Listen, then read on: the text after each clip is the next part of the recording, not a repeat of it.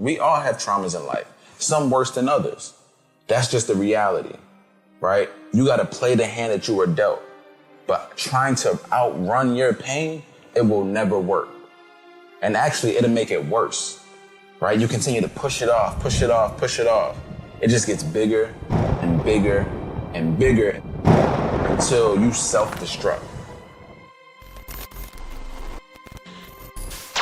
So many people self-destruct because they weren't bold enough, they weren't resilient enough in the moment to address the issues that they had at hand.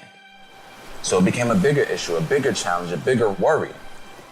And over time, it became harder to put that mask on and to try to save face. When I was 18 years old, I was just graduated high school, first generation high school graduate. I'm the first one in my immediate family to graduate from high school. And during that summer after graduation, I ended up staying with my grandfather. I had earned a full-ride scholarship to play basketball in Memphis, Tennessee. And I was staying with him because he lived super close to the basketball courts.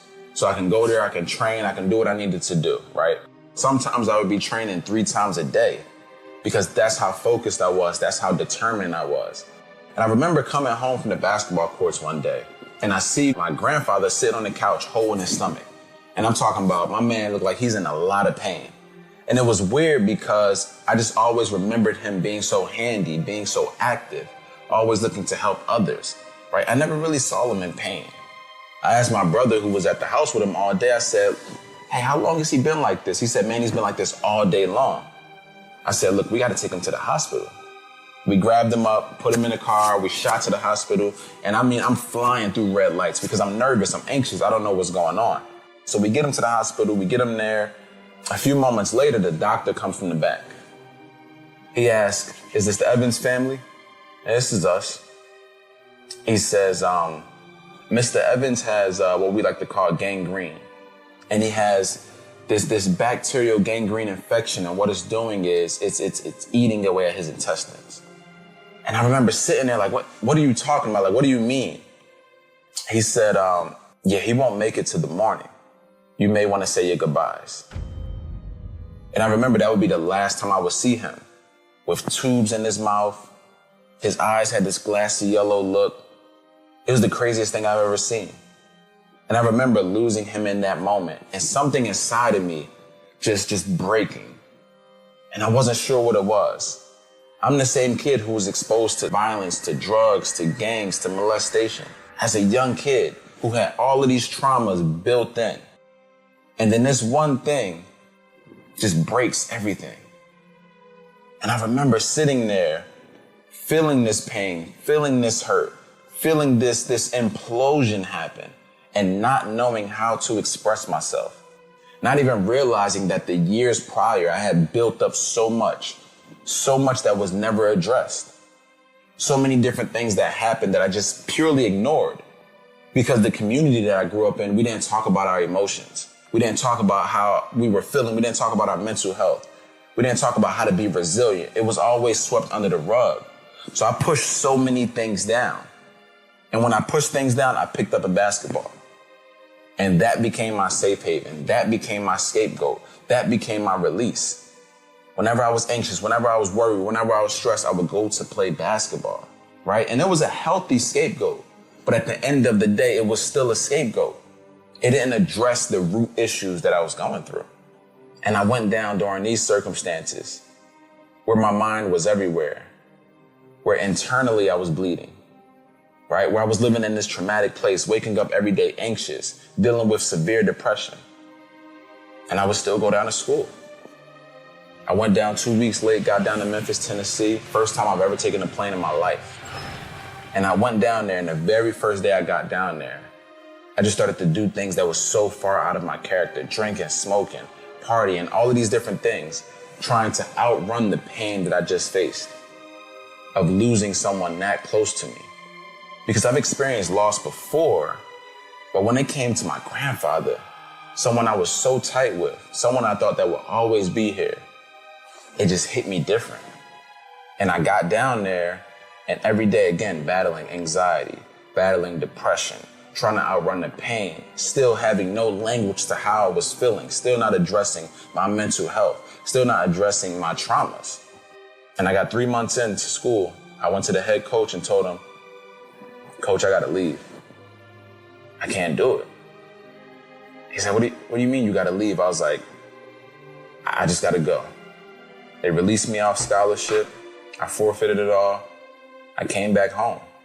See, what the coach didn't know was that I was battling with the anxiety and the depression and the mental challenges. He didn't know about the severity of my mental health. I kept it under wraps. I kept a stoic look, like many of us do, wearing a mask every single day. That's what I did. And I ended up getting another full-ride scholarship to play basketball, this time in New Mexico. So I'm thinking that this is my second chance. Everything's good. But again, still never addressing the root issues, right? The root things, you know what they are for you. The root issues, the things that you continue to ignore, but you know that they're there, right? When you look yourself in the mirror every single night, it pops back up, but you continue to ignore it and put that face on because you want to look like everything's okay. But the same thing that happened in Memphis, when I was down at school, anxious, worried, depressed, all of these different things, it happened in New Mexico as well. Because what I didn't understand at the time was that everywhere you go, there you are. So I stayed in New Mexico for about a year. But those same demons, that same trauma, those same worries, they continued to just plague my mind. Those same negative thoughts continued to just ruin all of the things that I had in my mind that was trying to uplift me. Every day I had to fight those thoughts. And I was like, you know what? I got to leave, because that was my release. It was like, just run away. Just run away. But guess what? It didn't matter. The same thing continued to happen, right? That's the running theme for you. The same thing is going to continue to happen if you try to run. I would bounce around from school to school to school thinking that it was the environment, when the reality was, it was just me. It was me that I had to address. You can stay where it's comfortable, right? Where it's mediocre, where it's average, where there's pain, where there's trauma, where there's darkness. You can stay in that, or you can go the other way. And here's the thing about the other way. You don't know what's there, right? You don't know if there's healing there. You don't know what's there. But what you do know is that if you stay in the spot that you've always been in, you're always going to experience the same things over and over and over again, right? I remember in gym class back in the day, they used to have this activity where the rope would hang from the ceiling and you had to climb the rope to get to the top, right? And ring the bell. When you're climbing that rope, what happens if you let go? You know what happens. You're hitting the floor. You know what happens if you quit, but you don't know what happens if you continue to go. So you're at that fork at the road moment where you know what happens if you quit. You know what happens if you stay stagnant, right? You'll live in that darkness. But if you try something different, the possibilities are endless. And I know it's scary. I know it's scary because it's uncertain. But you have to take the risk for yourself. You have to love yourself enough to try something different. And I did just that. And I said, no more. I don't know what this other thing looks like, but I'm going to try it. I don't know what healing looks like, but I'm going to try it. I don't know what addressing my mental health looks like, but I'm going to try it. I don't understand necessarily what resilience looks like, but I'm going to try it. One of the biggest things for me was going to therapy. But it was something I knew that I needed to at least give a try and continue to try until that thing worked for me. And it was scary at first. I didn't know what to expect.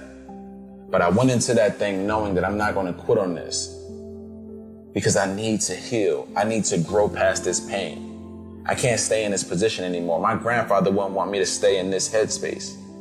So I went through with that process and I started to learn more about resilience. And I started to learn a little bit more about self-love and self-care.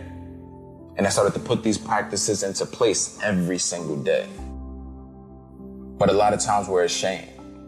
We're ashamed of what others may think of us. We're ashamed of how they may view us. But I'm here to tell you this. You don't have to worry because they're going to support you through it all. You'll be able to weed out who's just there for the glitz and the glamour and the hype when you're really going through some adversity. You'll be able to see who's really there to support you when you're hitting your low moment, when you can't be all that you were for them, right? When you can't just give of yourself. So check your circle. You need to be around people who bring value into your life where it's mutual. That's going to help you elevate and grow. And for me, in that season of my life, that helped me to heal and grow. I made a decision in my mind that I was going to continue to push through on this thing, that I wasn't going to quit, that I was going to see and experience all of this healing that I needed, that I was going to remain resilient. And in doing so, I inspired the people around me to start making changes in their life. But this is for you to recognize that your decisions don't just impact you. Somebody's always watching and somebody's always inspired by how you move, even if they never say it. The person you become, it influences way more than just you. And when you do that, when you start to think bigger than yourself, you don't have to worry about anxiety and depression, because the focus is no longer on you. It's on how I can show up in this world as the best version of myself. So the question that I have for you is this: will you run from your adversities when they show up? Or will you embrace resilience? Every time the situation looks challenging, every time something is rough, every time in your relationships, you start to bump head with your spouse, or you continue to run, remember this: life is so much bigger than us.